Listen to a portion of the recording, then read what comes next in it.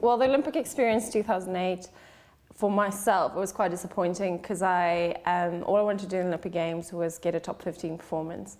And I was in the front swim pack. I think we were about 13 girls in the front pack, and they stayed away in the end. And I had technical problems with my bike. So in the end, I finished the race like 42nd, absolutely distraught. And what was worse, when I came home, technical problems was due to the bike mechanic. So that was a whole lot of drama, and it was taken to different levels. And at the end of the day, you know, they just said, well, it's not their fault, and it was. So after Olympic Games, you know, I think I was quite young at the time, I was 21, so it was a massive letdown, and I actually took a year out of the sport.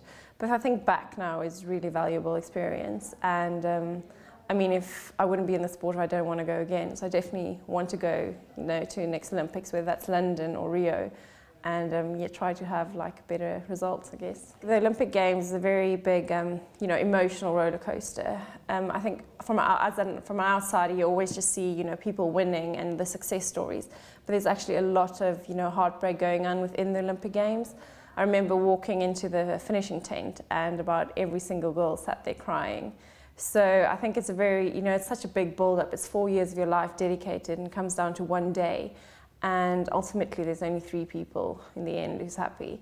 So I think it also makes you realize how, you know, how small things can happen in a race and ruin it. But I mean, it's definitely worth it. Like, we're all going through the same process, trying to get there again.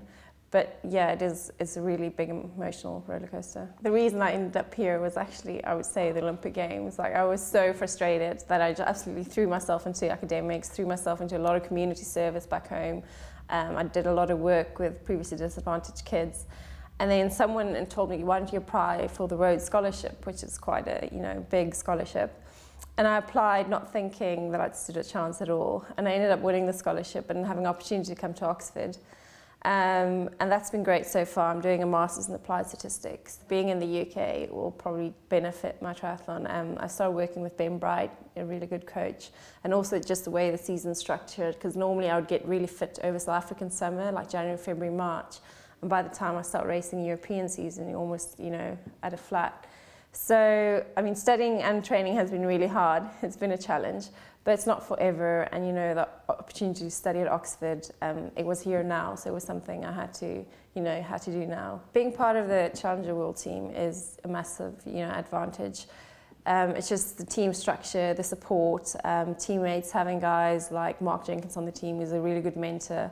Last year I was injured, and he kept on emailing me, you know, how's it going? Do you think about doing this, doing that?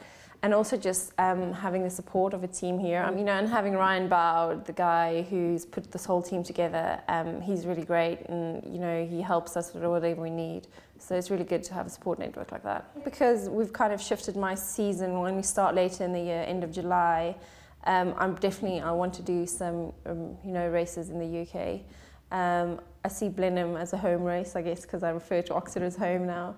So maybe Blenheim, Windsor, and I mean, there's so many great opportunities and races in the UK, and also saying that the races on the world circuits become more and more competitive. So I think I'll probably, you know, I'll have a combination of doing both of them.